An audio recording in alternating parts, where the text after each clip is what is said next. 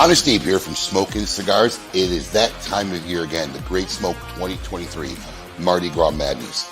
If you're wondering why everybody last year was calling it the best cigar event in the country, it was evident the day tickets went on sale. VIP tickets sold out in one day. That's right, they are all gone. Don't message us, don't PM us. I'm sorry, there's nothing we could do, but there are still plenty of general admission tickets and virtual tickets. Once again, we'll be offering this event virtually as well as live, so for those of you who can't make it down, you'll be able to enjoy the festivities from the comfort of your own home. Michael Herklotz, Kim Keeney, and Paul DeGracco will be returning to be your co-hosts for your virtual experience. Whether you're coming down live or going to be enjoying the event from the comfort of your own home, your ticket price includes this epic package. It's one of our greatest Great Smoke packages in the history of this event. Over $400 worth of product and great swag for the low cost of $165. If you're coming down live, you'll get your package the day of the event. If you order your virtual ticket, they'll start shipping weeks prior to the event in early March. For those of you coming down, we have 4 full epic days of fun.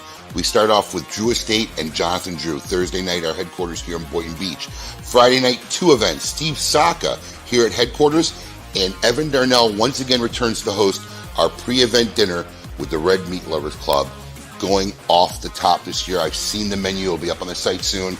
Incredible dinner. And our feature host this year, Michael Herklotz of Ferio Tego Cigars, who's made a very special cigar, especially for those attending the pre-event dinner. Saturday morning, we are starting early with the first ever tailgate party being hosted by the distinguished Gruffius and Eric Espinosa. There'll be a very special cigar made exclusively for that event for the first 100 attendees who go to the tailgate party. And of course, the main event will be Saturday afternoon. And then that night, after the main event, you can head back to our headquarters here. We'll have the man himself, Boofy Matt Booth, Room 101 Cigars, capping it all off with a beautiful Sunday brunch once again before everybody goes home from what we hope will be another historically, epically fun weekend. Do not hesitate. Tickets are selling this year faster than ever. Go to www.thegreatsmoke.com and get your live general admission ticket, your virtual ticket if you're going to enjoy it from home, and tickets for either the dinner or the brunch. Epic time. We can't wait to see you all there. The Great Smoke 2023. Mardi Gras Madness.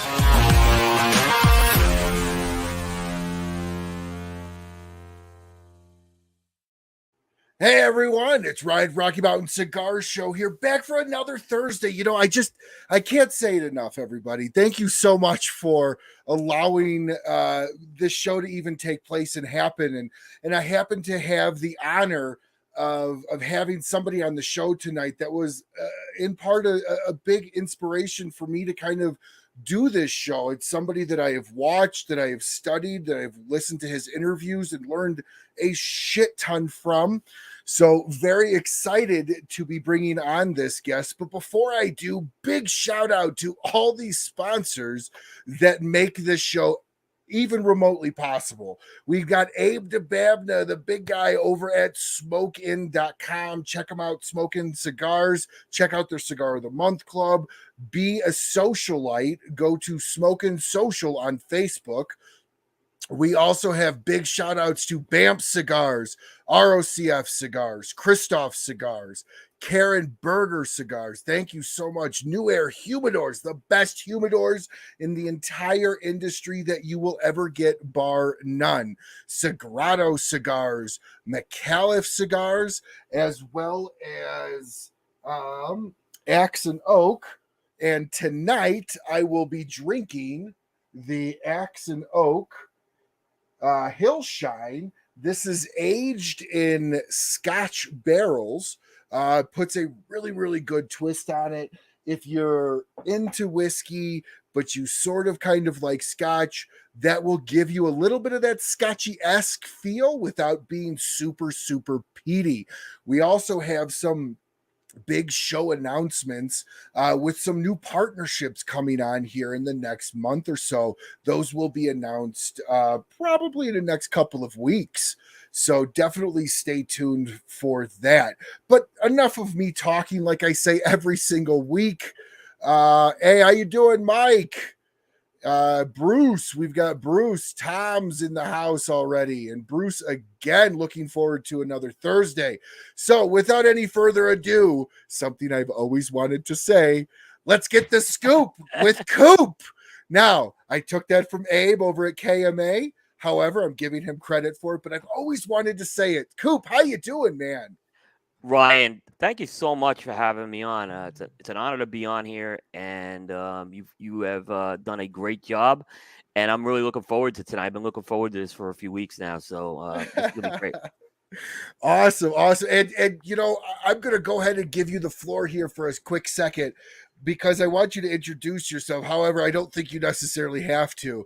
But go ahead, tell people how to find your stuff, where to go for your website, and I'm gonna give you the floor here for a few seconds. Okay.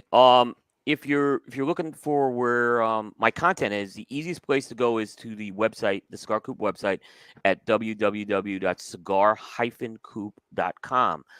You'll find all of our content with reviews and news. You'll get access to all of our podcasts and video on demand. So we do several shows. We do the primetime show every Thursday night. We do special edition twice a month, which is our news magazine show. We do a show called Primetime Jukebox on select Mondays, which is cigars and music. And we have the Smoking Syndicate content, which is Ben Lee's subsidiary under Cigar Coop, which is our video on demand piece. So you could, if you don't want to go to Cigar Coop, you can go to our Facebook page, our Instagram page, our YouTube page, and most people go to our Apple Podcasts to get our podcast. So go to Apple Podcasts and subscribe to it. Awesome. And if you guys are watching and for some reason are new into the cigar world and don't know who Coop is the Walter Cronkite of the cigar news world. And in fact, I'll go so far as because I've heard people say this. If Coop doesn't know about it, it probably isn't true. That doesn't mean he's going to tell you it's true or not. But if he hasn't heard about it, it's probably rumors. So, Coop, let's kind of start back at the very beginning. How did you become Cigar Coop? What was your interest in the very beginning, and what gave you the wherewithal to kind of start the empire you have? Well, I had gotten into cigars right before I moved to Charlotte, North Carolina. And when I moved to Charlotte, North Carolina, I was living in New York at the time. When you move to Charlotte, North Carolina, there's a different feel to the cigar stores and the lounges, and events were just a different feel. And I managed to, when I started going to the events down here, I just, my type A personality kicked in, and it was just a quest for knowledge to learn so much about this industry, right? And I really started like getting into this stuff, right? And to a point where one of my local shops, they're no longer open. Their name is Outland Cigars. A gentleman by the name of Tom Cacadelis said to me, "Hey, I'm trying to grow my business, grow my humidor. Would you come to the at the time the IPCPR trade show and help me and basically help me, buy, go there as a buyer, help me buy." So I went. And Ryan, have you been to the trade show yet? I have not had the privilege of going. I'm looking forward to hopefully someday going. Okay. When you go, the one thing I love to see, because I went through this myself, is when you walk into that trade show, it is like it's a cliche thing to say, but it's like going to cigar Disneyland. So you walk into that trade show, you see this like these booths. It's like a miniature city. It's like it's these aisles are like streets. It's amazing. And when I started seeing this, I've always had an inkling for writing. I said, let me go back and blog about my experience at the trade show. And I set up a blog, which was really intended to be a short term thing, just to document. I called it Tales from the IPCPR. The photos were atrocious. The writing was terrible, right? But yet people read it, and I was surprised. And as people were reading it, the next thing I started being asked to do was to basically review cigars. I'm like, okay. So I started reviewing some cigars. Again, these weren't the best reviews at the time. There wasn't a lot of structure in it, and people were reading it. I was shocked. What started happening was there was a few things that led to the news piece. There were two things that were kind of going on. The first thing was that as I was reviewing cigars, I really discovered that the content out there was not very accurate. And if you talk to Charlie Minato from Half Wheel, he'll tell you a similar thing. There was just the content wasn't there. People were reporting wrong information, and you really had to go to the sources to people to start getting that content right. If you want it, because I wanted it to be accurate. And you write a few things, and then when I start getting a couple of calls from manufacturers saying that's wrong, that really bothered me, right? So it kind of led me to kind of start to try to connect with manufacturers a little more directly. The other thing that kind of happened was as I'm in the cigar lounge, I would just tell people, hey, I've heard of this new release coming out, or this new release. And one day, just one of the guys said to me, hey, why don't you just put that in your blog and blog about this? And I'm like, okay. And that's what kind of led to the news piece. And eventually it kind of got to a point, like I said, where I wanted to go beyond the press release, because the press releases, you only get so many press releases. There's things you don't get press releases on. So that kind of led to more direct communication with the manufacturers. In the interim, I cleaned up the writing, I cleaned up the photos, and the thing started to basically take off. And that's really how Cigar Coop started. And you have been Cigar Coop for how long? Have you had that website and doing the news for? 2010. So this is our 13th year. Okay. Our anniversary is August 15th, 2013. Wow. I know for me, when I started doing reviews, unfortunately, YouTube kind of screwed all of us for a reach. But when I started doing reviews, and then people kind of said, why don't you get into interviews? And I started doing this, I would have never have been like, oh yeah, I'm going to be around in 3 years. Like, what is it like what was that first 5 years or that first 12 months? Did you even think you were going to be like, it lasts for 13 years? No, I didn't, because like I said, it was really crappy content. If you go, it's still out there. You can see how crappy, but it was really crappy content. I just didn't think anyone would be interested in it. But when I kind of started to hone it a lot more, it really wasn't until the 2012 show when some people really started to pick up on the trade show coverage. Because by 2012, I was going to the trade show on my own now. So, people started to pick up on that. That led to a partnership with another brand I had called Stogie Geeks. And we actually were a merged brand for about 3.5 years. And during that time, they had a expertise in podcasting. And they kind of, they'd seen my content and they recruited me to do the Stogie Geeks podcast. And we grew that podcast, I think, into one of the best podcasts out there.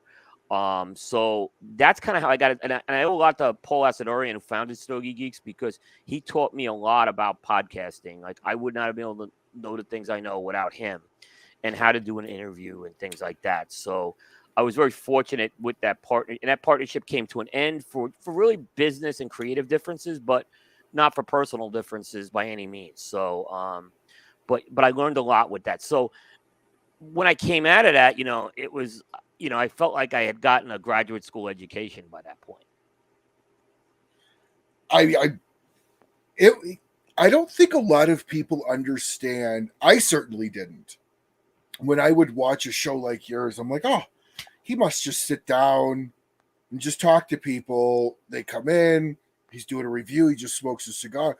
I never realized, and I don't think a lot of people do until you're actually doing this, how much time this actually takes for the interviews, for the reviews, for posting all your content. I know you probably have a backlog of cigars that you try to review. Yeah. Like, plus you have another full-time job. Right. Like, how do you this is a personal question I'm asking. How do you regulate that time? Like, my wife's like, you can't take on any more hobbies. You make bacon, you have a Tuesday show, a Thursday show. How do you manage all this time? Well, I made some very bad mistakes probably early on, and I sacrificed sleep. And that led me eventually, it caught up with me when I caught a blood infection, and that almost killed me, right, in 2018. So I knew I had to make some changes after that. And part of what I've changed is I grew the team to kind of offset some of that. But so it is a big time constraint. I mean, it's I don't think I'd take any more on at this point to do it, but it is a lot of work to do it. Now you have to.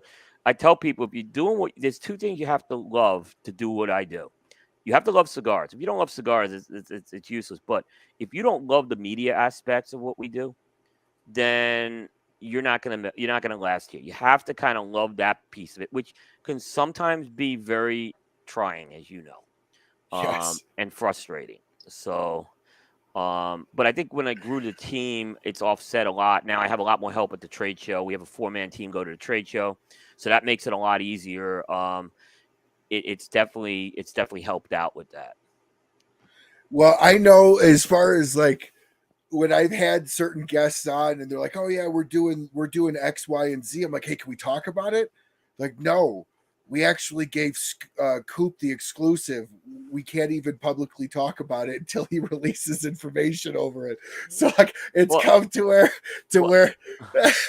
well, let me say this.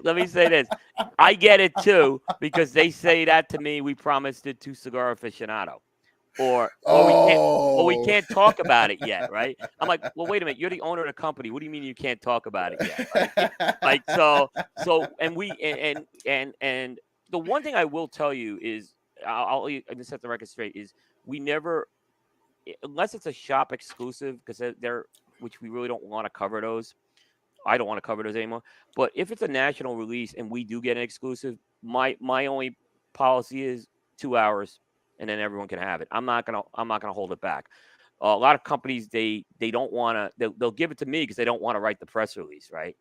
And then some companies will say, well, if you write the article, can you give it to your competition? I'm like, guys, I really can't do that. Like, either you guys write the press release and send it to everybody else, but I can't have them using my words again because it's my content. So Correct. but yeah, Correct. I get it too, just so you know. And the joke is I'm like third in the pecking order behind Cigar Aficionado 1, Half Wheel 2, Coop 3. So and Oh well, then shit. I'm way down in the pecking order. but you know what's interesting? We don't on our show really push for the what's new angle. We really don't do that. If someone says it, it's great. It's nice, but I found that, if you're gonna do this is the whole teaser free thing. I found that people aren't going to tune into a podcast to find out some big announcement, right? They'd rather read about it in an article, and it's going to get me a Correct. lot more impressions, right? So I'll go that way. But if someone wants to say it on the show, I'm not going to object to it either. So I mean, there's been a few things that have been said on our show, then given to aficionado next, and then back to me with the details later on. So I've had that happen. So does that obviously aficionado and you would aficionado you and Half Wheel, even though you guys are all probably very friendly with each other, they would be direct competition. Do you have a story where you Lewinsky'd the cigar universe and threw out a story that kind of, in the essence of what Matt Drudge did, where you just scooped everybody in the cigar world and took the story ahead of everybody else? Does that make sense, that question? Yeah. In terms, we've had a few of those out there. I don't want to say they're major company ones because they're not. Padron and Fuente, they have their lanes they stay in, but there's been a few in there that we've had. I know companies like JRE, Espinoza, like the Guy Fieri one we had first. We had the Guy Fieri story before anybody else, so that one I'm really proud of. That we had that before Aficionado, we had that before everyone else on that one. So we had the scoop on that. So that's probably the most recent one that comes to mind that I'm like, yeah, I'm pretty proud of that one. Well, that's awesome. We have a question here from Bruce Stark, and this is a question that I've actually wondered about you too, because I know you have a backlog of cigars you try to review. How often do you get to just smoke a cigar and enjoy it instead of thinking about it and reviewing it? I try to do it 1 to 2 times a week. Um, and then when I go to like the festivals, like I just got back from Pearl Sabor, Pearl Sabor, and I'm going to Pro Cigar later. I could really enjoy myself at those types of things and do that. I love being in a hotel and waking up in the morning and having a cigar. I'll always get a smoking room if I can get it, because those are my moments of like those sanctuary moments where I can just do that. But I do Sure. try once or twice a week to enjoy a cigar. Typically, it's Sunday. I'll do that on. During football season, it's a great time to do that. Baseball season, same thing. So I try to do that on Sundays, and if I can squeeze in another day in the week, I'll do that as well. Now, do you smoke in your house? I smoke in my garage, so that's where I am now. But I have an HVAC system in here. Okay. So yeah, the answer is I smoke indoors. With the pandemic, I used to smoke in the lounges more, but I've kind of cut back on the lounges. Just when the pandemic happened, I really just upgraded everything here to smoke here. So, I enjoy smoking indoors like more, but when spring comes around and fall, like you get into like April in North Carolina and September in North Carolina, it's great to smoke outside too. You just can't beat that. But Yeah, that nice cool 95 spring degrees air. and 10 degrees isn't fun to do though. It's the humidity that kills me. Yeah, It's literally the humidity that kills me. yeah. So how many cigars a week? Because how many cigars a week do you smoke to review? About 5 different cigars a week. Wow. Yeah, about 5. Again, I'm kind of going with that pattern of and having either a rest day or an enjoyable day. And I kind of, I don't do these reviews sequentially. I do them I kind of go through a rotation of reviews I have out and do it. So it works out a little. Like typically when I get a cigar, I'll smoke it the first time, and it's not even to review; it's just to get impressions of that cigar. When I go to the second time with it, that's when I'm kind of getting into more detailed notes with it as well. So yeah, I usually go through a rotation of about 5. So walk us through what your review process looks like for your setup. Is it like tell your family leave me alone, I'm going to go be by myself, you got a notebook, what do you eat, do you drink anything? So yeah, typically I do the reviews here. I don't do them like in a lounge or on the road in a car or anything like that. What happens is this: we get the cigars are either bought or they're getting through samples. They go into a review humidor for about a minimum of 3 weeks. Most of the time, it's more like 12 to 15 weeks these days, right? And then, like I said, I'll smoke that first impression and no notes. Again, I usually just drink water. Okay. Typically, I always try to do it as the first smoke of the day, so it's either I'm up early or I do it. If my first cigar today will be after the work hours to do it. Um, there'll be at the same time when I'm also working on is background on the cigar. So I write the background pieces early on, so the background's done, and then it's just a matter of taking my notes and transposing them into the review afterwards. So, and then my wife is the proofreader for Cigar Coop, which is desperately needed when you do this. So once once the draft is done, it goes to her. She does an edit, and sometimes she'll come back to me and say, "What did you mean here?" or whatever. And then at that point, the review is scheduled for a slot to be published. So do you treat the cigar review like when I used to do reviews, um I would only smoke one. It would be as if I went to the lounge to buy that cigar. Hmm. So like I know when I look at some cigar reviews, they're like we've smoked 3 cigars, four Yeah. cigars. What is your thoughts on smoking just the single versus the multiple? The multiple is very important. I have to smoke the multiple in most cases. So at a minimum, is that there's that initial smoke where I don't do anything, and then the second one's where I do my thoughts. I usually do a third one after that. And what happens is if there's a big difference between the second and third, then if I have a fourth, I'll go to a fourth at that point. It's no more than that.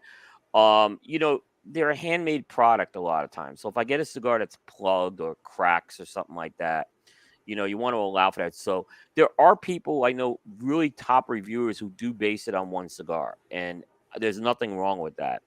But I like to factor in, just in general, because again, if the cigar cracks in one of those iterations, I'm not going to ding it. If it cracks in every iteration, which I had an issue with a cigar last year that did that, at that point, I've spent enough time with the review, and it's got to go out, and the story's got to be told at that point. Not I don't like delivering bad news like that, but it has to. I can't be one of these. People, I'm a reviewer, they want my opinion on it. I have to give them an honest opinion, and sometimes that doesn't make a company happy. But at the same time, I don't try to make it a personal attack. So Sure. Yeah. There's. People would always ask me, how do I know if you like a cigar? Because I always tried my best to be not like, oh, this was an amazing cigar, I absolutely loved it. I just tried to give the notes that I had. But I oftentimes told people if I reviewed it, I most likely liked it, because I was always one of those people I will never rip on another cigar because somebody watching that might be their favorite. So rather than do that, I just wouldn't post that review. What happens though is, it ultimately, I get asked so much about stuff, right? That then if I don't like, if I went with that approach, and I used to go with that approach, people kind of knew I didn't like the cigar anyway. People figured it out at that point. Sure. Like, oh, so at some point it comes full circle is what I'm saying.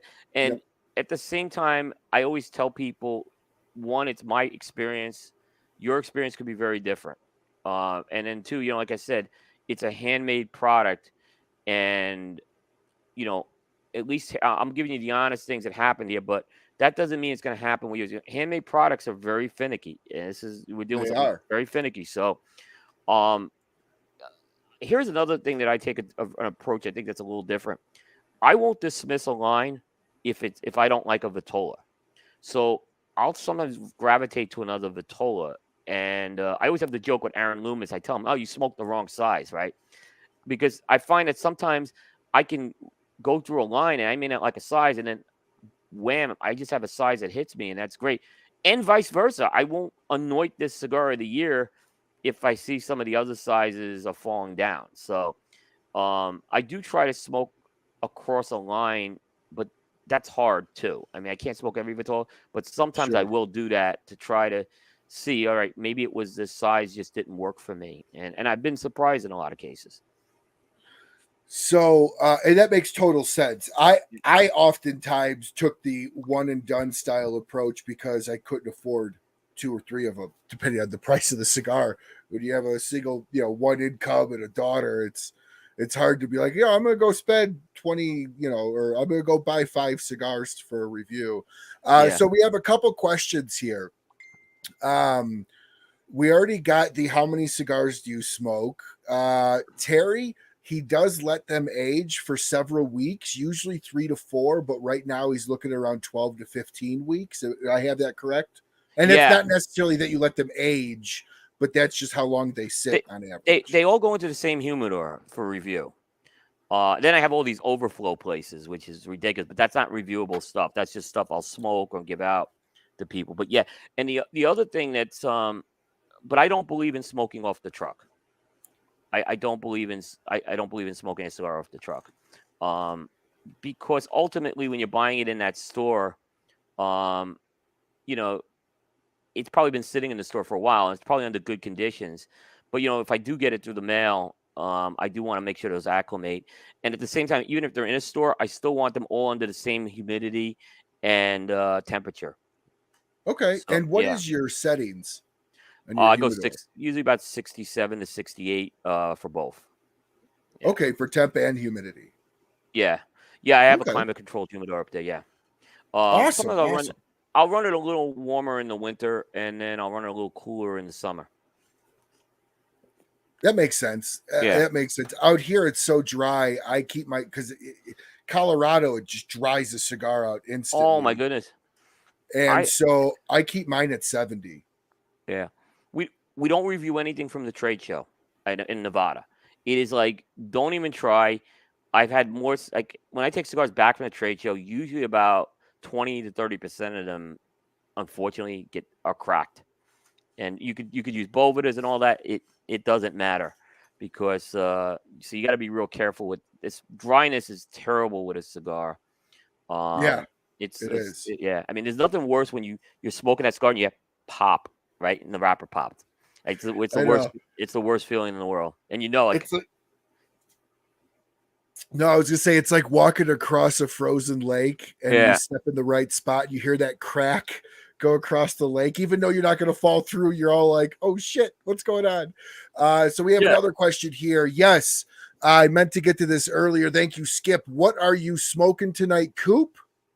I am smoking the Aladino Corojo, but this is the box press size they did with United Cigars a couple years ago. They put it in that sort of controversial cigar candy bar packaging, but this is a unique cigar because it's the Aladino Corojo in a box press format, which they don't normally sell that, but United distributed this, and it's a really good cigar. I mean, Aladino Corojo is one of They're the fantastic.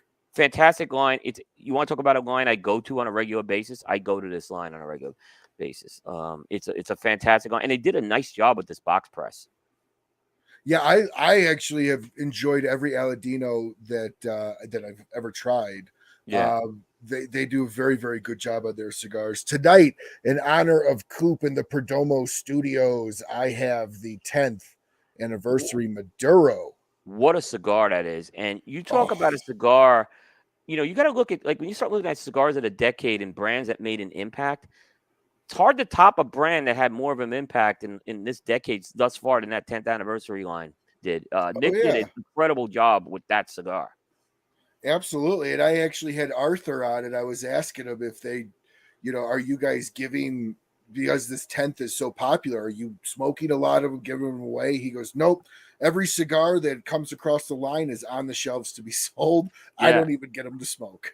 No, it's yeah, no, it's true. And Arthur's by the way, Arthur is a great guy. You want to talk Great about guy. one of the unsung heroes of the cigar business. This guy knows the business inside and out. I'm sure you got that out of your interview. Oh yeah. He is a fantastic individual. Nick he's a great asset to Nick's team. I know Nick thinks highly of him as well. Yeah, no, Arthur and I have become actually good friends. Yeah. And he's a great guy. He's always answers the phone and we shoot the shit when I can. And no, he's an absolutely fantastic guy. Yeah. We have here Bruce asks, have you ever reviewed a cigar? Now you don't have to give the name if you don't want. I assume you won't. But have you ever reviewed a cigar that was just so bad that you just didn't even post a review? No, at this point, no, I haven't. Well, maybe early on, there was a Mario Andretti cigar which was really bad, so I didn't post that. It was probably the worst cigar I ever had. But like I said, I got to a point where you're spending so much time with these reviews, and people want your opinion. You do it.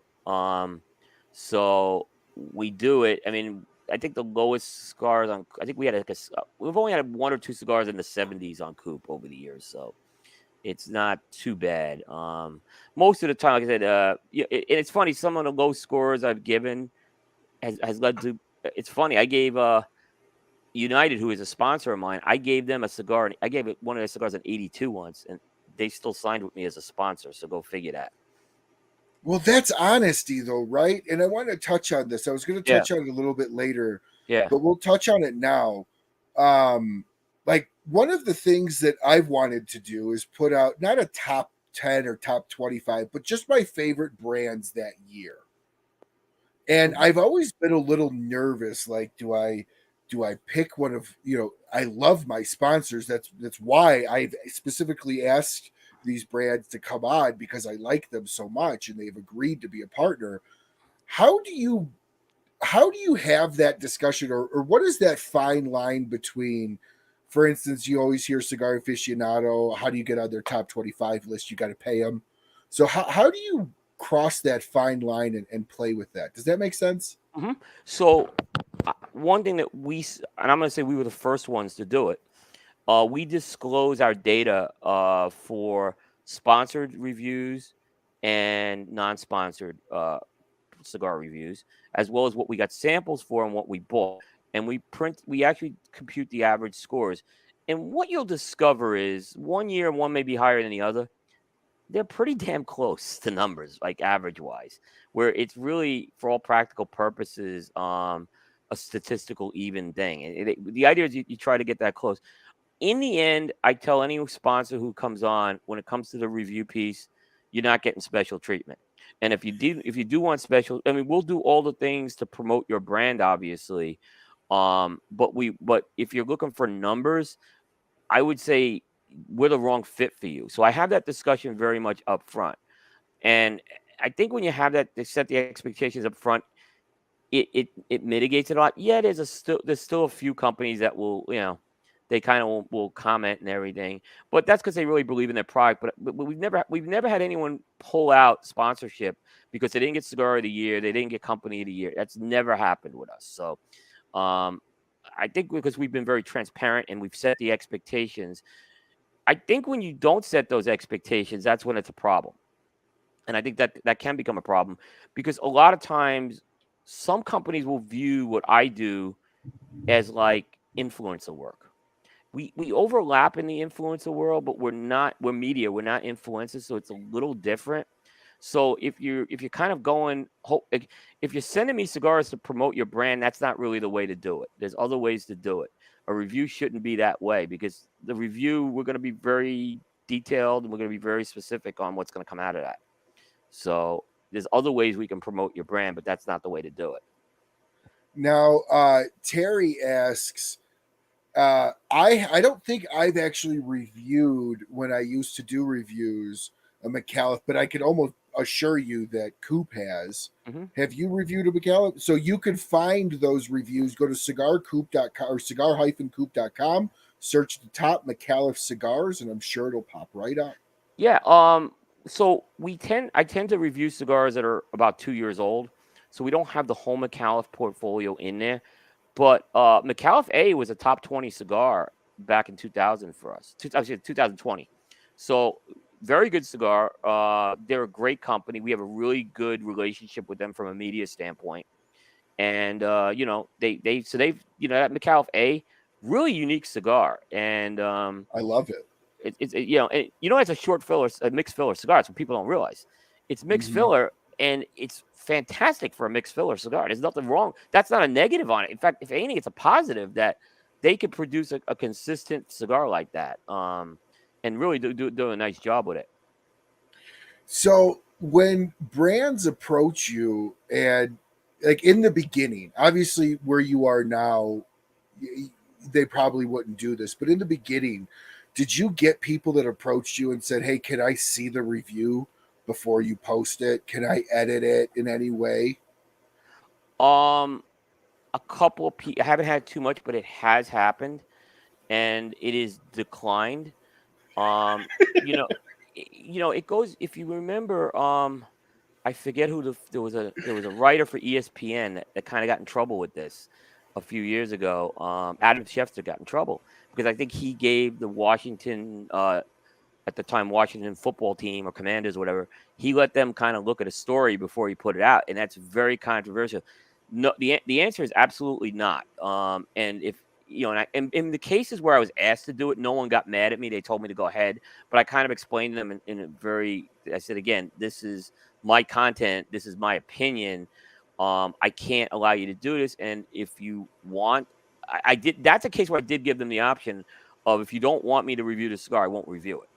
We can do that. But I think it was like 3 cases I had, and all 3 cases said go ahead with the review, which was kind of funny because all 3 actually got good reviews from them. So, but yeah, I have been asked a few times, but it's like I said, 3 times out of a couple thousand reviews is not a lot either. Do people ever, like consumers of these cigars, do they ever come up to you and say, "Hey, I disagree with that. I don't think that was fair," or "I didn't get that flavor profile"? My favorite story, yes, and I get it a lot. And my favorite story is, this goes back about 3 years ago, Sin Compromiso by Steve Saka, the original Sin Compromiso, not the Paladin. I gave the cigar like an 88 or an 89. And you would have thought that I I did some crime where I had to be tarred and feathered. I got negative for an 88, 89 review, right? I think it was an 89 actually. I got destroyed on this. There was a point where someone said to me, "You cost Steve Saka #1 in the consensus by not putting that cigar in the top 25." And actually, he wasn't wrong. This wasn't wrong because Steve lost it. So that happened. I went on a dojo show last year. I know you had Eric on a few weeks ago, and I smoked this Camacho cigar, and they're a sponsor of ours, by the way. This Camacho Unleashed too. I didn't like it, but there's a very strong Camacho contingent in the dojo community. They destroyed me on this. They said, you're eating too much Impossible Meat burgers. Like that's what you don't have a palate, stuff like that. So it happened, and that's part of the territory, though. If you're gonna do this, Yeah. you know what? You have to be able to. You can't be sensitive to criticism. The funny thing is when I say the funny question I'll get is, well, how come you gave this cigar whatever score? I'm like, it's in the review. My explanation's in the review. I don't think I need to comment on this anymore. So would you get people, obviously that's a sign of integrity though. Yeah. Because you can't give a glowing review on everything or everything would be glowing. Yeah. And that's just clearly not the case. So when people do give you grief about it, did you take it to heart in the beginning, or did you still just kind of brush it off? I brushed it off. I'm sorry, I kicked my plug out by accident here. Oh, so, you're okay. You're okay. So yeah, I brushed it off. Knew I had to have thick skin for this. Now I know that some people that are at your level, because my guess is when you walk into a lounge at this point, regardless of the lounge, people know who you are. So do you read comments of stuff you post, or do you take the approach of I posted it, I don't need to know what anybody else thinks? No, I do read the comments. Now, I also am careful not to knee-jerk reaction to the comments either, whether positive or negative. So, but I do read the comments. If someone's commenting and taking the time to comment, then I think I owe it to them to read the comment. So you've been doing this for 13 years. I'm really, really big on mentors. That's kind of been a running theme of my show for over a year now. Dan Thompson, good friends of both of ours, would be somebody I would consider to be a mentor of mine. Yep. What is your thought process around either being a mentor to somebody or having a mentor? Do you feel they're important? They're important. There are people that I would consider mentors from various walks of the cigar industry that I know I can call them on certain things and get their opinion on things. I think mentoring is important. I think it is important if someone's taking the time to ask you a question. I think it's certainly, as a good peer, especially if you're in the media, it's good to be a good peer to others in the media.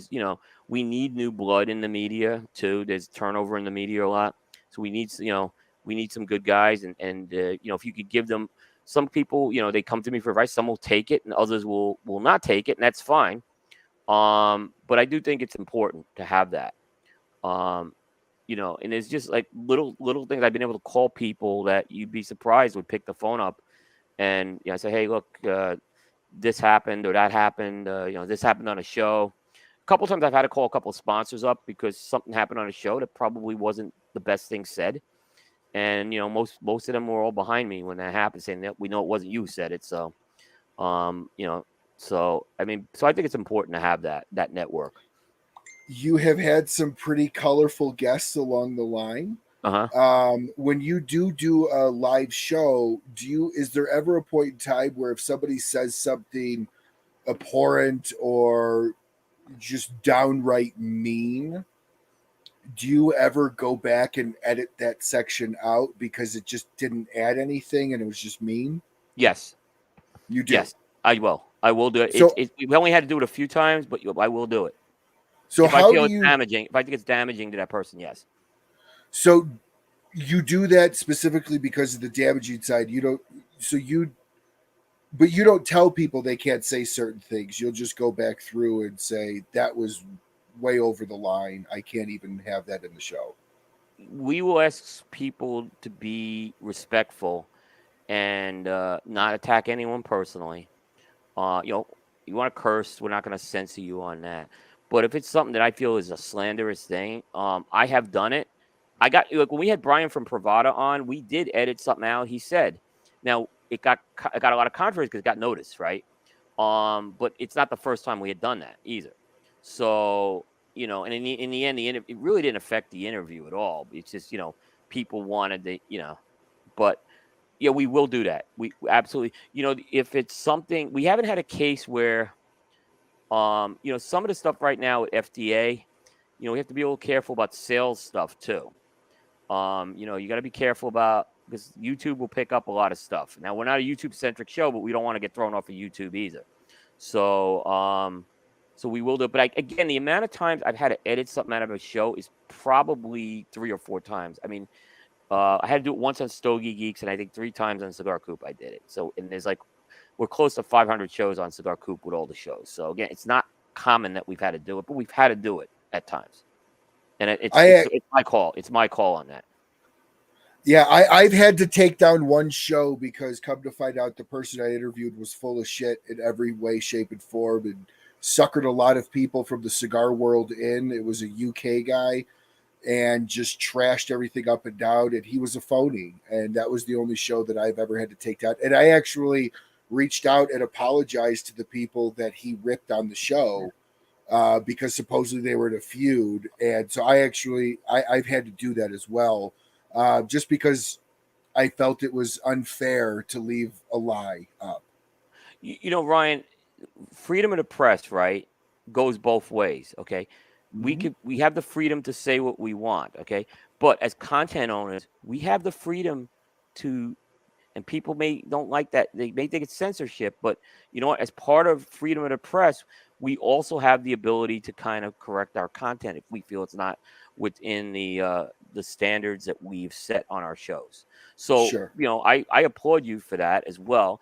I don't think this is something where you're manipulating messaging in this case, but obviously this was something that didn't fit in with your values. So certainly go do that. And I know people will call that censorship. It's not. It's freedom of the press. Because guess what? We as content owners, we have the right to do that. Absolutely, and we have an obligation to do that to an extent. If somebody is just outright lying and being dishonest, I mean, we've had a couple of cases where some comments were a little locker roomish.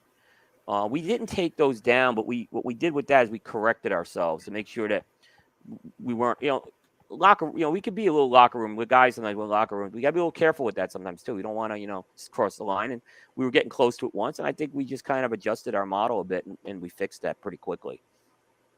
So, of all the people, over 500 shows that you have done, if I was to ask you to name your top 3 favorite interviews or top 3 favorite people that you've had on the show, because they were just that good in the performance of the show, who would you say? Boy, this is really tough, right? Because like your kids. I know. I'm going to go with Jonathan Drew, number 1. We did a big interview with Jonathan Drew during the pandemic. He was like an open book on everything. So I would definitely put him in as far as that goes. I'm going to put Charlie Tarano in. And that was a show we did early on. And the reason we had Charlie Tarano on, it was the first time he told the story of what went down when Tarano was sold. And it connected with so many people. There were Tarano employees who were calling me up. And multiple Tarano, I'm not saying one person, several Tarano people called me up saying that was like an amazing interview. We didn't know half this stuff going on. So I put that one in there as well. And then doing 4 hours with Carlito Fuente. Carlito Fuente gave us 4 hours on a show. I mean, a guy who wasn't known to when he came on, he wasn't doing a lot of interviews at the time, and that was just an amazing experience. But there's so many others. There's the Pete Johnsons. We interviewed Glenn Wolfson, who's the CEO. Armand Desante, Carl Malone. Those are Dion. I mean, Dion was an amazing interview. So I mean, there's so many of them. But I think those are the three. Jonathan Drew, Nick Perdomo was another one. I mean, we went down and did that from his as well. Jonathan Drew, I said Jonathan Drew, Charlie Tarano, and Carlito Fuente, because they were just all unique circumstances with those interviews. Now, what's one interview that you did that you would consider, quote unquote, your more controversial interview that maybe stirred up some, didn't necessarily felt the need to take anything down, but just kind of stirred up some stuff inside the community, and people were, why did you have them on, or they're jerks, or can you name that? It was definitely Brian DeCin from Pravada. And look, I'm going to say this. I defend that we had Brian DeCin on. People thought we were giving him a platform. We weren't. We were interviewing him. He's a controversial guy. He's a polarizing guy. But guess what? He did give us the time in that interview. And but it was controversial because he's a very polarizing guy in the business. We were accused of being. We were accused, and some people accused us of being too soft, and other people accused us of being way too hard on him. So really, we were accused of being soft because we talked to some positive things I think that he was doing, and we emphasized that. And then when we got into some of the controversial stuff with Pravada, I think a lot of the Pravada community didn't appreciate that piece. So we were in a no-win situation with that. But I thank Brian for being a guest on there as well. But it was definitely the most controversial interview we did. Yeah, you from what I remember when I watched that interview, you challenged him quite a bit on a few things and actually got pretty serious with him on things that he has said and claims that he has made. And that was a dicey interview. There were a few times where I was like, get him. That was a great question. That's awesome. It was interesting. I got it. The first half of the year, we were accused of being soft. But, the one thing I remember I challenged him on was the whole storage of the cigars that he was doing. He's using the coolers and all that. And it wasn't that I was questioning it in a way because it's not been done before. And I was trying to get out of him, why is this a better way to do it? Then we got into some of the trademark stuff and some of the cartoon stuff. And that's where it got very tense at that point. But he knew that in fairness, we told him we were going to be asking that stuff. We did. So I don't think we blindsided him with that. We did say we were going to talk about it. Yeah, and you definitely held his feet to the fire on some of that for sure. Bruce asks if you had any regretful interviews, but I actually want to kind of ask this in a different way. You could ask if there's any interviews you regret having, but is there any interviews you regret you couldn't have before a person left us and passed away? I don't think I regret any of the interviews I've done. I can't really think of a guest that comes to mind where I'd say we shouldn't have had that guest on at all. Some guests are more entertaining than others, but even to Brian, I don't regret that. I think that was an important part of our development. In terms of people I never got to interview Carlos Fuente Sr. I never got to interview Jose Orlando Padron. I have interviewed their sons, but I haven't interviewed those folks. Those are the two I would say come to mind. Gilberto Oliva is another one, or Jose Oliva. Jose Oliva didn't pass, but I would have liked to have interviewed Jose Oliva, someone from the Oliva family. We have interviewed the CEO from Oliva. So, I mean, that's another one I would have liked to have had an opportunity to do. Now, if I was to ask, what are some of your predictions this year for the cigar industry that you're looking forward to? How would you answer that?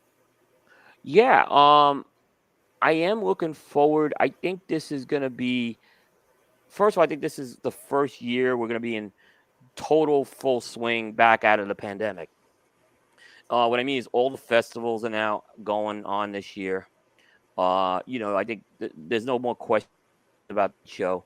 So I think I'm looking forward to obviously that piece of it.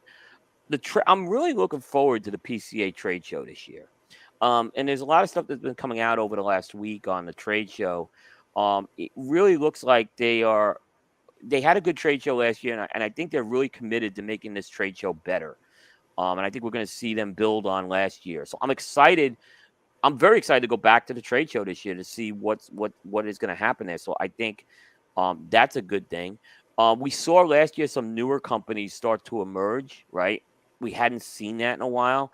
And I'm looking forward to seeing the growth of some of these companies, and maybe there'll be some other new ones this year. So I think that's another positive thing to come that really look forward to this year. I'm hoping quality gets better this year. I thought it was a down year for quality last year, so I'm hoping it gets Yeah, better this year. yeah. I had more cracks in cigars last year. Overall quality that I had the years prior to that. I had more plugged cigars last year, I think, that I ever dealt with before. Yep. So what was COVID? Was COVID good for you? And I'm not talking about the disease or the pandemic.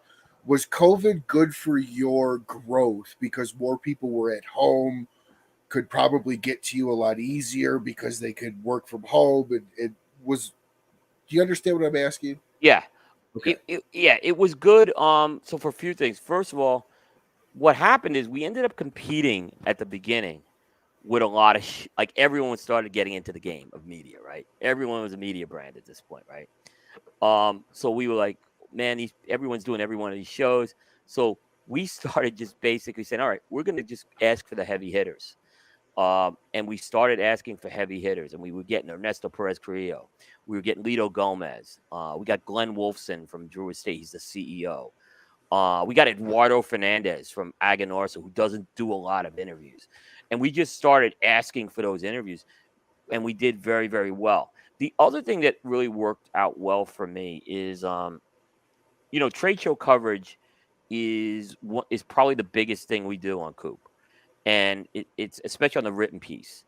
We didn't have a trade show in 2020. So what basically I did is I kind of covered companies like from a virtual booth.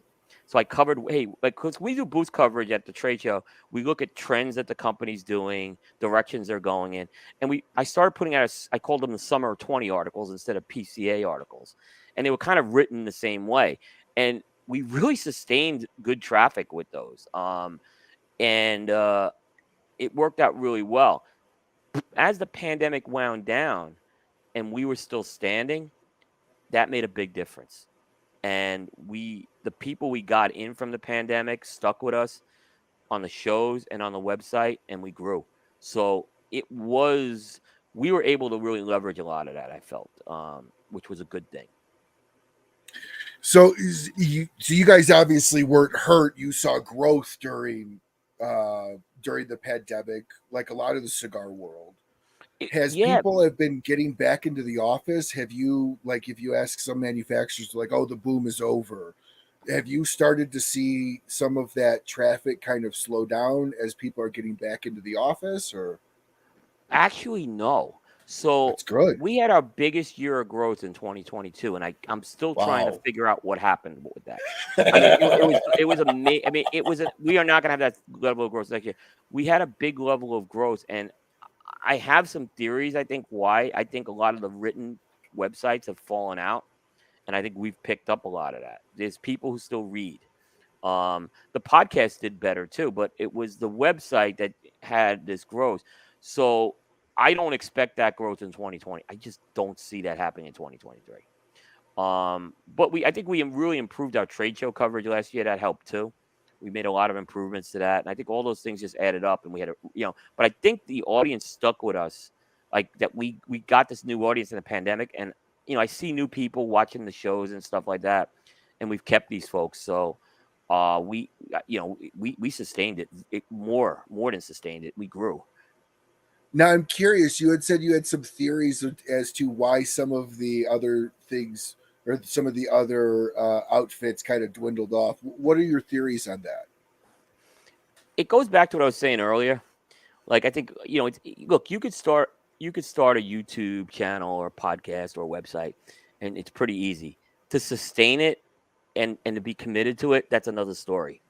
And I Yeah. think ultimately people realize this is a lot of work. Yes. Some of the YouTubers, I think, they got put in a really bad position with what happened on YouTube, and a lot of them did. Some folks gave up, and other folks went to like Rumble. Look, I'm telling them, you got to support these guys on Rumble. That's what if you like these guys, support them on the Rumble Yes. platform. All right. Yes.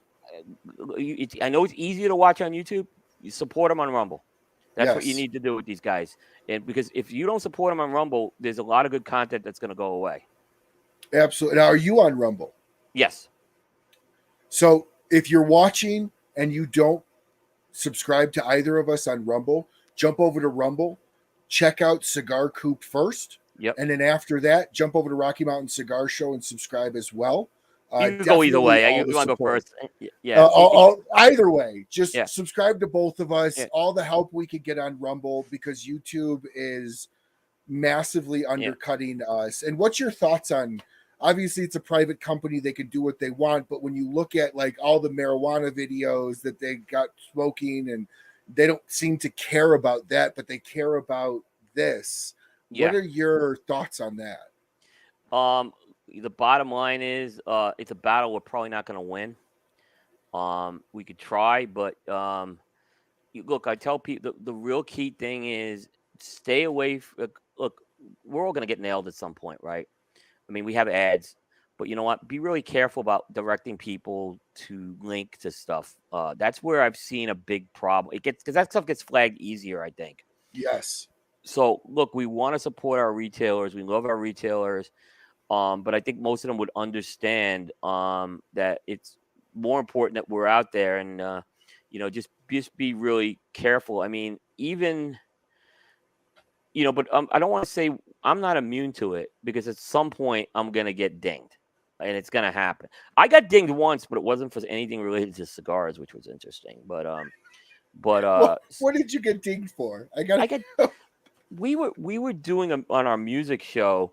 We were doing something on a fundraiser, a music fundraiser, like in Minnesota, and we put a link in there, and they dinged us saying it was inappropriate content. Now I won the appeal, but I'm like, damn, like why would they gave me a strike on this? I was like, and I was like, come on, yeah, really? So it wasn't cigar related, but it kind of opened our eyes. Like, look, they could get us, believe me, and they don't have any feel. It's not an appeal process. This is they don't even have a kangaroo court for us. There's no court of appeal for us with this. Even though I did appeal it, but don't get me wrong, there's a lot of other guys.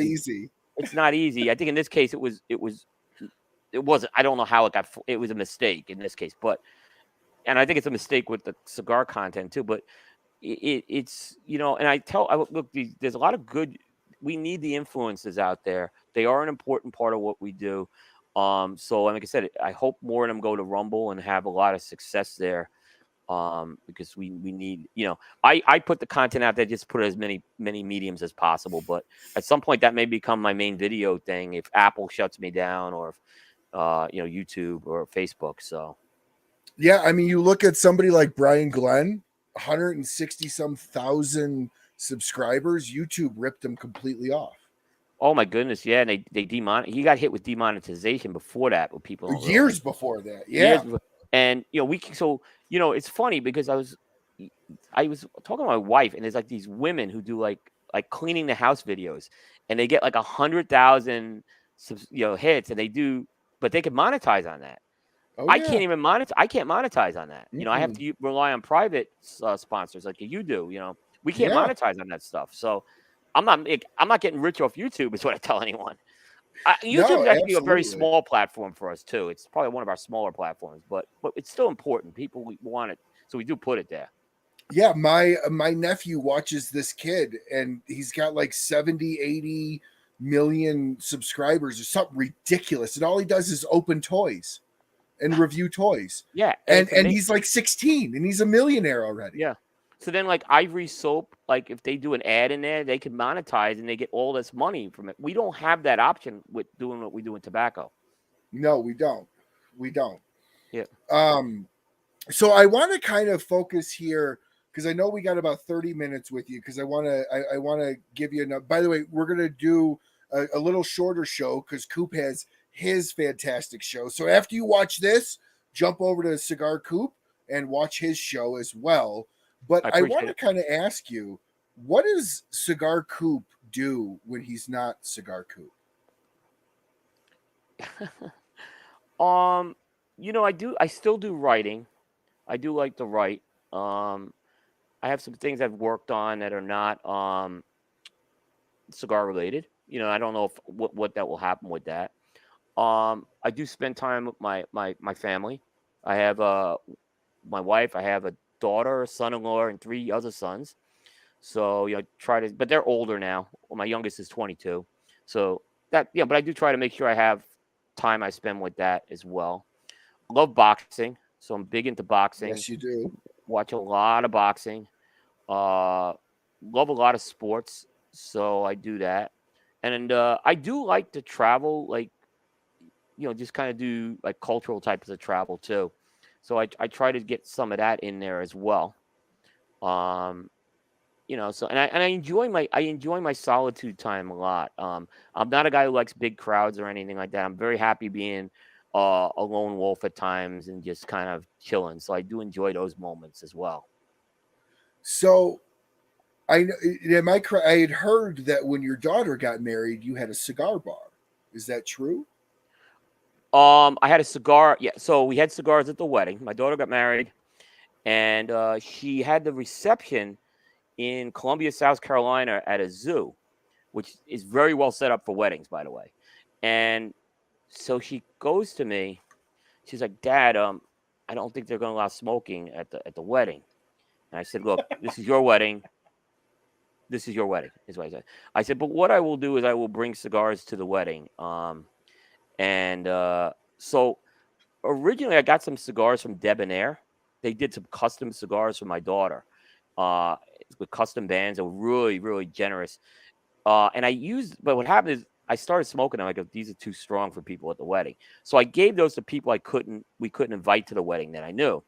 And then I bought the groomsmen. I each bought them a box of Davidoff Nicaraguas, which they were like, they never had smoked anything that good before. Yeah. So I bought them that. And then I brought like an assortment of like Romeo Julietas, Hoyt de Monterey's, things like that to the wedding for people to enjoy and take home. Well, what happened is basically everyone started going outside and smoking anyway, right? So I went up to the guy like who was managing the bar there, and I said, "Hey," and he's like, "No problem." He goes, "There's no one else here tonight." He goes, "We're fine." So we had this like cigar bar basically set up there at the wedding. But we weren't supposed to have that originally. But everyone just went out because I brought cigars anyway. They all went out and smoked anyway. So they didn't stop us, which was good, and they didn't fine us. So now I am curious. You're on 13 years. Well, first off, before I ask that question, were there any companies that reached out to you and said, "I want to give you this box to take to the wedding"? Debonair. It was Debonair who did Debonair was the one that did that. Yeah. And I have a really good relationship with Phil from Debonair, and he said I'd be honored to have him at the wedding. And then he did the custom bands, which I didn't expect. So they were the Debonair Maduros, is what they were. So, do you still have those? I have a few left. Yes, I'm saving. Are you going to sit on them? Yeah, I'm saving for grandchildren, basically. Nice. I don't have the grandchildren yet, so but I do. I have 3 left, so I do have them. Awesome. They're gone. I get asked for them all the time. They're gone. I mean, they were all given out. Trust me. So, but yeah, I did keep them. And Alex, my son-in-law, has a couple too. So, and he'll occasionally smoke some cigars with me. So it's nice to have that. So, is there any want for you to do because again, you're on 13 years. 2 years will be a milestone. 15 years, and then 20, 25, and so on and so forth. Is there any want for you to ask for a 15-year anniversary Cigar Coop cigar from a manufacturer to do just not like a full release, but just something for fun? I'm not actively soliciting it. I don't want to get in the business of obviously selling it. The only way I would maybe consider it is if there was a a full charity angle on my end where I donate everything to charity on that. And if it could be for some sort of a charitable cause, I'd consider it. So that would be, but I'm not actively asking people for it. And even if people hear this, I'm not committing to even doing it either. I do believe that, you know, I know some other media sites have done that, and that's more power to them. That's great. It's just first of all, I don't think I can blend a cigar, right? So that's out, right? So if I did it, it's going to be you blend the cigar for me, and I'll just put something on it for charity or whatever at that point. Yeah. So when you're kind of just hanging out with the family, do all your sons and your daughter smoke cigars, and your No, wife? no. My son-in-law, when I see him occasionally, my oldest son worked in a cigar store for a while. So, occasionally with him, but when he worked in the cigar store, we did it a lot more. But when he got out of college, he needed a job, and he got one in a cigar store, and then he needed to make more money. So he's not working there anymore. But so that was kind of fun to do that. So it's more occasional. My wife's very tolerant of this. She's a very key part of the business angle of Cigar Coop. I mentioned she does the proofreading, but she does all the business management. The only thing she won't do is if someone owes money, I have to be the one to chase them down. So that's it. Yeah. So, but otherwise, she does all the invoicing. She has actually she's been worked on our inventory management this year, which was a mess. She cleaned up the whole inventory upstairs, which is really good because we needed to have a good inventory tracking system. So that's been the control because of her. So my wife will tolerate me smoking a cigar. It won't like 15 years ago she would have held her nose. I mean, so that's the. I'll tell a very interesting story, Ryan, because it's related Yeah, to family here. go ahead. So my dad passed away last year, and a guy by the name of Jay Davis from Blue Smoke of Dallas. I do not. He's a great retailer. He's a great friend. He came to my dad's memorial up in New York, which I was so grateful for. And my mom is probably as anti-tobacco as they come and really has never appreciated what I did, right? And like we would take my mom on vacation, she'd be the one holding her nose and everything, like this is terrible. I don't know, she hit it off with Jay. And afterwards she started telling me like, this guy Jay, he's a great guy, or a lot of people like this in the industry. I said, yeah, this is how they all are. And when we went on vacation this year, we always take my mom when we do the family vacation. She was like out there when I'm smoking a cigar. She completely changed on this because she experienced just one person. I think she just realized, and by the way, there were people in the industry who sent, condolences up there. She saw that too. I think she saw a different part of this industry where it's not the bad tobacco industry that she thought. And I think it really changed. Correct. So that was a big moment for me, I thought. No, and I listen. This is I have been in sales 20 years. I've worked in a lot of different industries. This really is an industry unlike anything I've ever worked in. The fact that like you're coming on my show, which I don't consider myself in any way, shape, or form competition to you, but you get like Kevin Shahan's coming on, Eric and Jordan coming on. Like everybody helps everybody out. We do. And yeah. And it's a big, huge, like wide arms open, accepting community if you're willing to be as accepting back. Yeah, I mean, it really was. I was down in Poro Sabor, and I was with Patrick from Half Wheel and Greg Matola from Cigar Aficionado, and we had great conversations. So, I mean, and we probably we butt heads. I mean, in terms of content, but I think in the end we can all be very we're all gentlemen too, and I think we all recognize we need a lot of people. We need as many people talking about cigars as possible here. So it is important to have that. Now, are you a tobacco fan? Meaning, are you a pipe guy at all, or just cigars? Just cigars. Just I light a cigars. pipe up occasionally, yeah. But just it's cigars. I really haven't gravitated to anything else. And I'm more on handmade cigars. is what I'll say. Well, yeah, gas station cigars at this point in time, I would rip those out of my friend's hands. Right, If I saw exactly. someone smoke, you know. Yeah, I mean, exactly. I could rip them out of hands. I said, go for a factory smoke by Drew Estate. You'll much better, or quorum. You know what I mean? So yeah. Absolutely. So we had mentioned a little while ago about how you were happy to see some of the new brands last year at PCA. Yep. What are some brands in your mind that are new that you saw that everybody should kind of pay attention to, maybe look out for, that you see good stuff coming from? You know, I'm looking. You know, I know that a few folks were disappointed in these guys, but Freud Cigar Company. I know they're higher price cigars, and their first release actually I wasn't thrilled with, but it aged out really nice. I'd really look out to what Freud is doing right now. They're tapping into Eladio Diaz, who now has his own factory. He used to be at Davidoff, and they're working with Weber Ventura, who is out of Henderson Ventura's factory. Excuse me, William Ventura's factory. He's Henderson's brother. So I mean, those two are good. I mean, obviously Rick Rodriguez has gotten a lot of his reemergence into the industry should not be underestimated. So I would say, you know, I look at those two. Tim Osgener, Yep. coming back in. I think you know he's going to be. We're just seeing the beginning of what he's going to do. This guy's a really special guy. You know, and to have Tim Osgener back in is great. So I would say those three companies are the ones I'd really look for right now. Now, put on your news hat and give us some news in the cigar world that's happened before TPE that people should maybe look out for at TPE or during TPE coverage. Hold on, real quick before you do. We're about to get the scoop with Coop. Yes, sorry, Abe.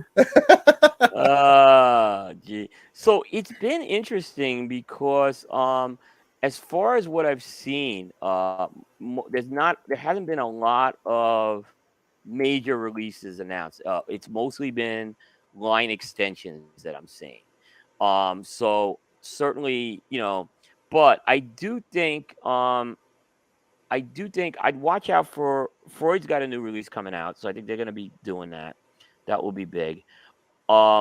Usually, you know, Drew Estate's going to be there. They'll probably have something out as well.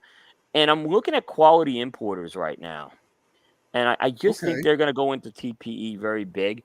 With Joe Grow and Michael Giannini going there in the marketing piece, I think they're going to try to make a big splash on the accessories piece at TPE this year, and I would really keep an eye out for that right now. They won't tell me anything right now in terms of that, but I do believe that those are there are going to be some significant releases out there. So I'd watch for those. Trying to think if there's, and United Cigars will be the other one. United Cigars has a couple of releases coming out, and they've had a really good couple of years that they've done. So you know, definitely keep an eye out for those for sure. Now, as people are watching TPE, how do you look at the hype around a cigar? Because there is a lot of hype around certain cigars that manufacturers will tell me you just got to look through the hype. So how do you, when you tell somebody they're super hyped on a cigar, I guess what I'm trying to ask is how do you kind of cut through the bullshit in the cigar industry to get down to the actual cigar? Does that make sense? Yeah. So I really think a lot of the bullshit has come from the limited releases, and the market has just gotten too many limited releases. And so if I see a company doing something with a core line or introducing a regular production line at a TPE or a PCA, I get a lot more excited for them that this is something a lot more it's easy to come out with a limited edition cigar. I mean, we all know you could do a small batch run. If there's stuff in the factory, you can get it, right? But if you're committing to a new brand, I think that is really key, and you're investing that. It doesn't have to be it could be something like United Cigar or Selected Tobacco introduced the Alfonso. It's not a huge production cigar, but it's something that's going to be regularly available. And I look like when we do our hottest cigars at the trade show, the way I do it is I look, okay, what's going to be that regular production brand that we're going to be talking about for 5 to 10 years, not a limited production cigar that sells out quickly. So that's where I would look for it. And I look at a lot when I judge a company for their performance for the year, I'm going to give a lot more points for regular production cigars than doing a bunch of limiteds. It's now there are some companies that do some very, very special limiteds, but they're becoming fewer and further between these days. Yeah, I had heard you talking about all the crazy amount of TAA releases and everything like that on KMA a couple or several months back or last year at some point.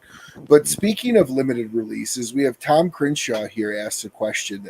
I don't even know about this one.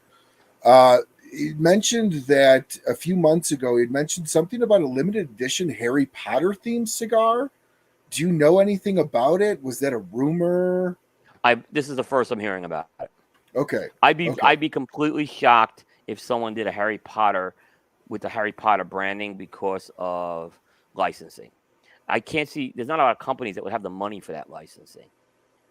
And it's one thing if the company gives them the licensing, but in terms of doing the licensing, that would be really, really tough. Could they do something like with a Harry Potter like theme? I could see that. I keep joking around with Michael Giannini. Like he's gonna do something like wizardry with accessories, but I don't think it would be Harry Potter branded though. So, but I haven't heard anything specifically about a Harry Potter branding with that. And I'd be surprised if any company took it because Harry Potter is technically a younger person, right? Yeah. So, So I don't see a lot of companies wanting to touch that.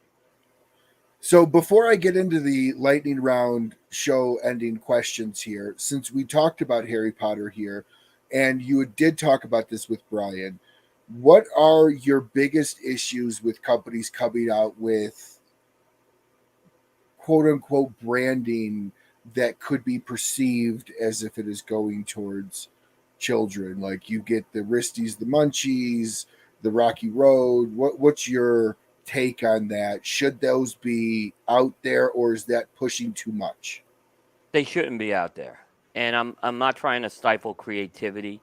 I think a few years ago we were more tolerant of it, but the narrative is changing so much with so much going back to marketing to kids. I don't believe anyone in the industry is marketing to children intentionally, right? But there are people, unfortunately, who have the wrong perception of this. And perception is reality sometimes, right? Correct. But so I've heard a couple of, the argument I've heard is, well, first of all, I only sell this cigar to someone over 21. And by the way, they can't even go in my humidor unless they're 21. That's not the problem. The problem is that someone goes and puts that picture on social media and then it's seen by the wrong person. That's where the problem is becoming. And look, I've heard the argument about alcohol. Guess what? Alcohol's not in the crosshairs. Tobacco's in the crosshairs here. We don't need to give them a loaded gun here. We don't. To fight for, and it's terrible that we have to fight for that stance. Sometimes I get it, but reality is there's some people. Our government wants to essentially shut down this industry if they have this choice, and we cannot give them the gun to do that. Now, and I agree. Now, last week when I had Kevin Shahan on, a couple weeks ago when I had Kevin on, we had talked about where Kevin made a point, and I forgot the old saying, but it was, when they came for my neighbor, I was okay with it. When they came for, my other neighbor, I was okay with it. When they came for me, nobody was there to stand up. Do you think, even though do you think we should fight for the ability for people to put out branding we don't like? Because once they stop that, then they go for something different. Does that make sense? Yeah, I think I know what you're saying, because we give an inch. It's like, with the smoking bans. We saw this happen with smoking bans. But there's other problems with some of this marketing too. It's because first of all, we have taken this position that we are an adult product. We have this is how we've for years we've stood and said this is our position, and I don't think we're waffling from that position by kind of looking at this.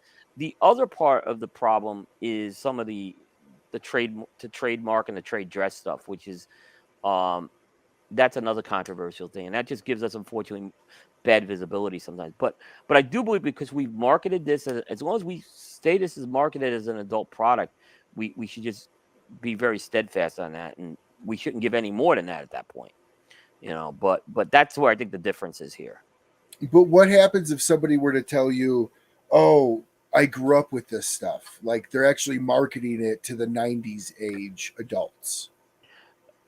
Yeah, I get it. But is it really worth it? Like, is it worth it? Like, where someone sees this Poking the and watch? bear. Yeah, is it worth poking the bear? I'm nostalgic too. I mean, I loved when Fred Flintstone smoked a cigar, right? But in the end, I just think it's unfortunate, but we're in a battle where there are people who want to see this industry shut down. And I just don't think it's worth it in this case. Over that.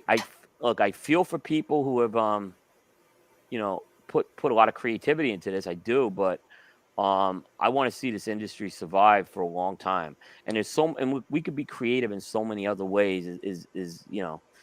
And I get it. Like I said, no one I would have loved to see a Fred Flintstone cigar. Just because I love when Fred Flintstone would smoke the exploding cigar, right? But I'm willing to say no in this case. I'll pass on that. Don't go after the beautiful ornate packaging like Fuente has, like my father has. Those are things I'll absolutely fight on that. So and that's what I fear may happen. Is like they may just say, oh, you know what? These guys are a bunch of cowboys. We're just gonna put plain packaging in and be done with it. So and that could give ammunition for something like that. And I don't want to see that happen. So Now, in your opinion, do you see us? This will be the final. Then I have a few lightning rounds to end the show.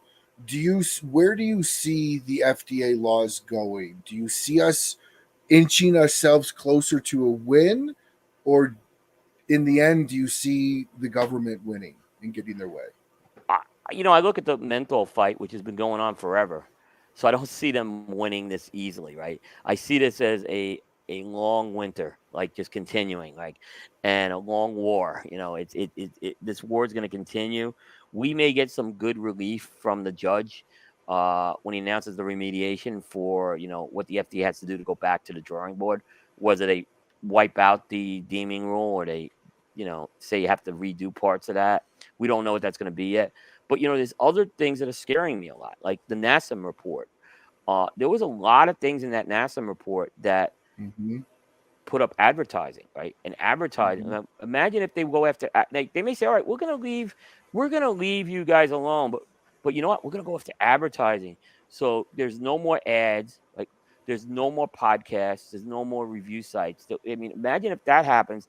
And I said this to Glenn Loop and Josh Habarsky last week on our show. I said, I hope you guys are getting ready to fight that battle for us because we're counting on you guys as well as the whole industry. So they recognized it, but I'm like, I got to see some more coming out of that right now. That worries me a lot. That's the next they could go after us in a different way. No, and that you're 100% correct. Without getting into the gun thing, it kind of is the same thing. Okay, we won't touch guns. We're going to go after ammunition. Right. Exactly. We will, because you have the right to a gun, but nowhere does it say you have the right to shoot it. Yep. So it's kind of that same concept, that same understanding of, fine, make the cigar, but we're going to kill every bit of promotion that you can potentially do around it. Yeah. Yep. That's exactly. So they'll go after it that way. And I'm worried because the court of popular opinion could weigh against us on that. They were calling out in that NASM report, they called out the iconic Fuente ad because it was in an airport magazine. They called out Drew Estate's barn smoker events. Yep. I mean, it was I forget, it was the Savage Feast one of them. It's, that's scary stuff for us.